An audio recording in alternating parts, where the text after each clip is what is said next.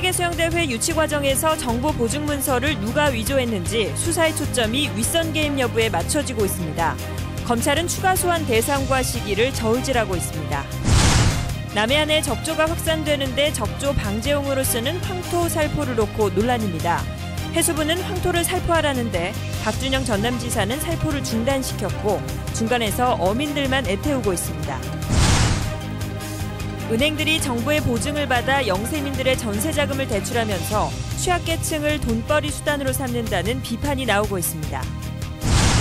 농약이나 퇴비를 주지 않고 심지어는 물도 제한적으로 주며 농작물을 키우는 자연재배법이 있습니다. 자연재배법의 전도사를 만났습니다. 여러분 안녕하십니까? 광주 MBC 뉴스데스크입니다. 수영대회 공문서 위조 사건의 검찰 수사가 윗선을 향하고 있습니다. 이런 가운데 공문서 위조 사건에 개입했다는 의심을 사고 있는 국제 컨설팅 회사를 광주 MBC 취재진이 접촉했는데 일체의 답변을 거부했습니다. 검찰이 추가 소환을 준비하는 가운데 진실을 밝히라는 여론의 압박도 높아지고 있습니다. 첫 소식 정용욱 기자가 보도합니다.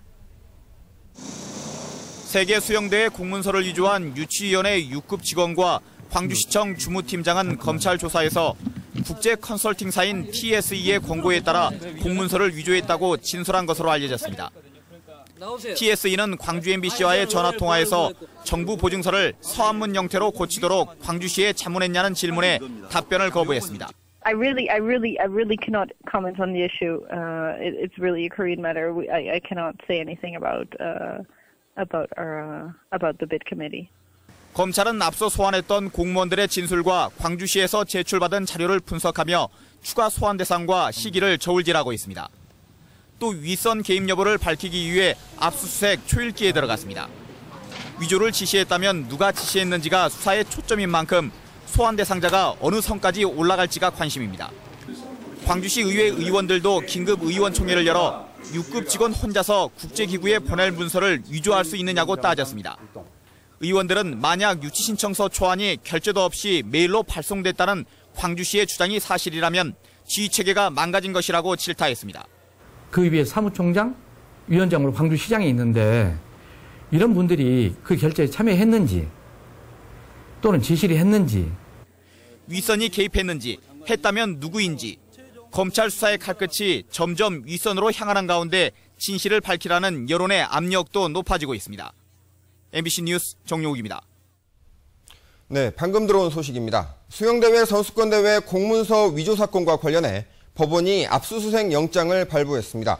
광주지방법원은 세계수영선수권대회 유치위원회 사무실 등 두세 곳에 대해 검찰이 청구한 압수수색 영장을 발부했습니다. 이에 따라 검찰이 조만간 압수수색 영장을 집행할 것으로 전망됩니다. 네, 앞서 서울에서도 전해드렸습니다만 적조가 발생한 바다에 황토를 뿌릴지 말지를 놓고 정부와 전라남도가 대립하고 있습니다. 양측의 신경전에 애꿎은 어민들만 중간에서 애를 태우고 있습니다. 권남기 기자가 취재했습니다. 갑판 위로 가득한 죽은 물고기.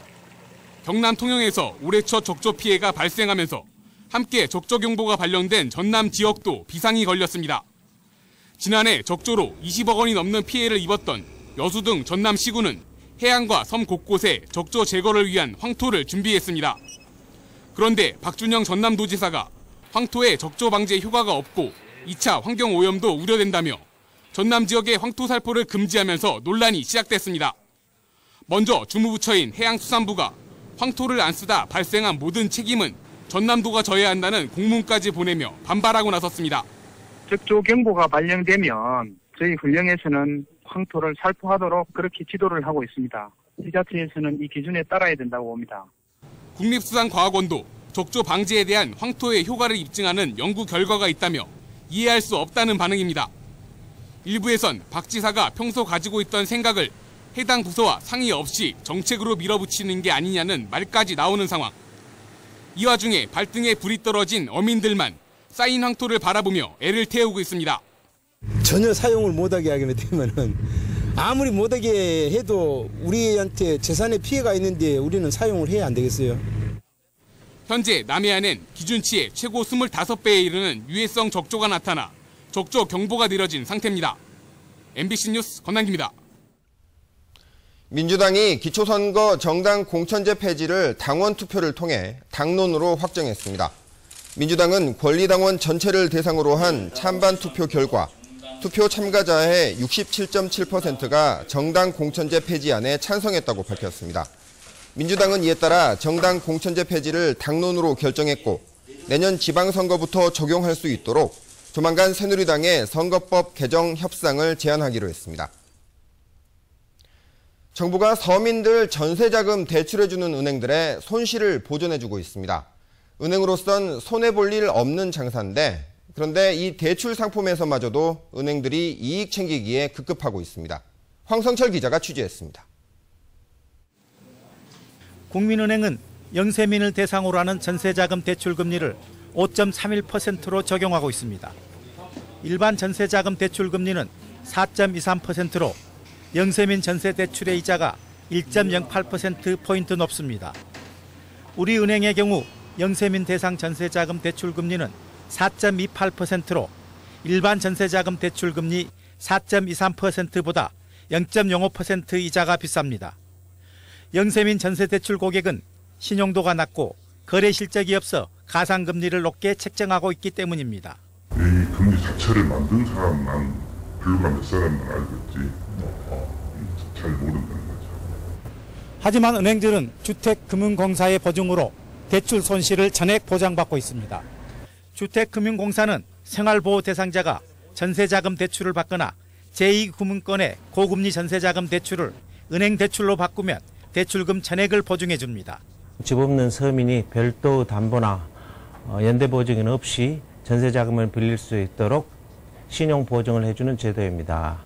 정부가 서민들의 주거 안정을 위해 대출 손실을 세금으로 보전해 주는데도 일부 은행은 오히려 취약계층을 상대로 돈벌이에 급급하고 있습니다. MBC 뉴스 황성철입니다. 농약은 물론 비료와 퇴비도 안 쓰고 물도 안 주면서 농작물을 키우는 농민이 있습니다. 보통 상식으로는 그렇게 해도 농작물이 잘 자랄까 싶은데요. 그런데 잘 자란다고 합니다. 조현성 기자가 자연재배라 불리는 농법을 소개합니다. 금방이라도 쏟아질 것처럼 가지마다 주렁주렁 매달린 포도송이들. 여러 그루가 아닌 한 그루 포도나무에 맺힌 열매들입니다. 화학 비료나 퇴비 한번 뿌리지 않고 물도 주지 않았는데 1년 동안 이렇게 많은 과실을 맺었습니다. 또 다른 비닐하우스에서는 사과와 복숭아가 익어갑니다. 포도와 다른 점이 있다면 가지치기와 열매 솎아주기를 해준 정도이고 거름도 물도 주지 않은 것은 마찬가지입니다. 얘들 와서 젓가락이 아니고 과일을 다 적당히 남겨두고 다 잘라주고 하는 거. 이게 관리죠. 이제. 그 외에는 뭐 농약을 한다든가 뭐 특별한 일을 하는 게 없어요. 이 같은 방법으로 10여 년 동안 다양한 과채류를 재배하고 있는 송광일 씨는 자신만의 농법에 자연재배라 이름 붙였습니다. 퇴비는 물론 물까지 주지 않으면 식물의 생존 본능이 자극되고 뿌리가 왕성하게 자라면서 결과적으로 열매를 더 잘 맺는다는 원리입니다. 특별한 비법이랄 것이 없어 가르쳐줄 내용도 별로 없다고 말합니다. 경운도 오지 마십시오. 이런 이야기, 하지 말라는 얘기 외에는 별로 해드릴 말씀이 없어요. 그런데 진짜 믿으면 2, 3년만 되면 기적 같은 일들이 생겨나요. 지난해에는 자신만의 농법을 책으로 엮어냈고 이제는 다른 농민들과도 영농 노하우 공유에 나설 계획입니다. 이렇게 많은 수도 없는 많은 작물들을 해봤기 때문에 이런 노하우를 이제 농민들하고 공유하고 싶고 또 보급도 하고 싶고 그래서 그러나 땅속에 비료독이 빠져나가기 위해선 최소 2, 3년이 걸리기 때문에 다른 농민들이 쉽게 따라하기 어려운 점은 보급의 걸림돌로 작용할 전망입니다. 농업에 대한 기존의 인식과 상식을 깨는 자연재배가 우리 농업의 대안으로 떠오를 수 있을지 주목됩니다. MBC 뉴스 조현성입니다. 무등산 충효동의 분청사기 가마터를 발굴한 지 올해로 50주년이 됐습니다. 조선시대 최고의 분청사기 생산지였던 충효동의 역사성과 예술성을 조명하는 전시회가 잇따라 열리고 있습니다. 박수인 기자입니다. 조금은 투박한 듯한 절제된 아름다움. 조선시대 도예 문화를 대표하는 이 분청사기들은 무등산 자락 충효동에서 출토된 것들입니다. 고려 청자를 계승한 상감 기법에서 붓의 질감만으로 모양을 내는 귀할 기법까지 당시 광주 사람들의 감성과 예술성이 분청 사기를 통해 표현됐습니다. 바닥에 새겨진 지명과 관청, 도공의 이름 등은 당시 이 도자기들이 중앙조정의 공납품이었음을 보여줍니다.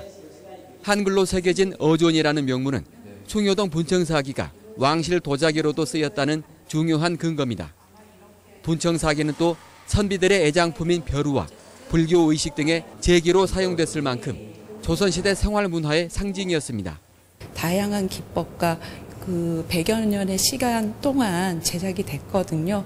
그래서 여러분들께서 여기 전시를 오시면은 무등산 분청사기의 진수를 느끼실 수 있는. 광주 은암미술관에선 충효동 분청사기의 감성을 현대적으로 되살린 도예 작품들을 선보이고 있습니다. 광주 출신의 도예가 16명이 참여한 이번 전시는 예술성과 실용성의 바탕을 둔 50여 점의 작품을 통해 분청사기의 우수성을 보여주고 있습니다. 후손들이 좋은 내용으로 개성을 시키고 또 산업화시키는 방안을 좀 강구를 했으면 좋겠다. 관람객은 충효동 가마터에서 나온 유물을 손으로 만져볼 수 있고 이번 주말 오후에 미술관을 찾으면 직접 도자기를 만들어 볼 수도 있습니다. MBC 뉴스 박수인입니다. 국립광주과학관이 오는 30일 임시 개관합니다. 광주과학관은 여름방학에 맞춰 오는 30일부터 다음 달 24일까지 일주일에 3차례씩 과학관을 부분 개방한다고 밝혔습니다.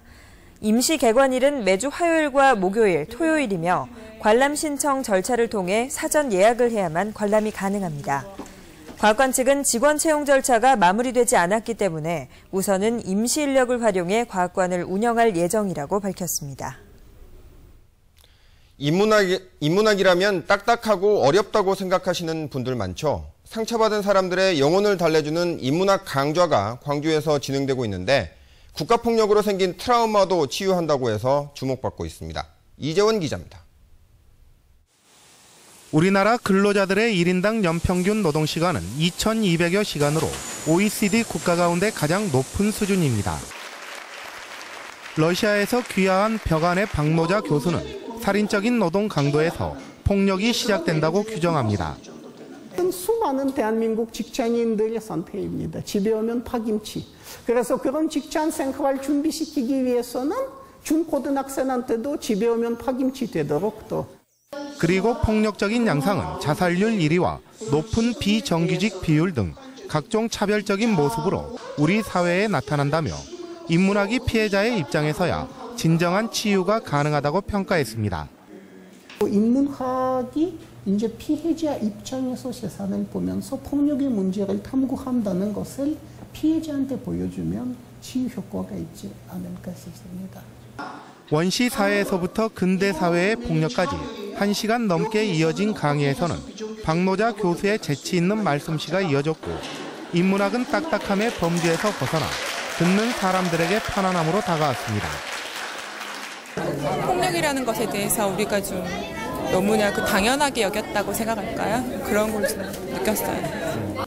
이번 치유의 인문학은 80년 5월 광주라는 커다란 국가폭력과 이로 인한 상처를 간직하고 있는 광주 공동체의 치유를 위해 마련됐습니다. 치유의 인문학이 광주 시민이 서로가 함께 치유받고 새로운 세상에 대한 꿈을 꾸고 그리고 아팠고 고통받았던 과거를 딛고 미래로 나아가기 위한 그런 전제가 되는 일이 아닐까 싶습니다. 강의실에서 벗어나 지역민들에게 찾아오는 치유의 인문학은 올해 3차례가 더 이어지고 내년에는 10여 차례로 확대될 예정입니다. MBC 뉴스 이재원입니다. 광주문화재단이 운영하는 목요 상설 무대가 관객들로부터 좋은 평가를 얻고 있습니다.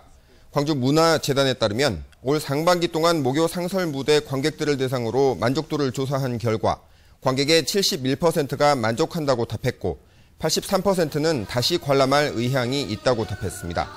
개선 사항으로는 적극적인 홍보가 필요하다는 지적이 가장 많았고 다음은 프로그램의 다양화, 편의시설 개선 등의 순으로 나타났습니다.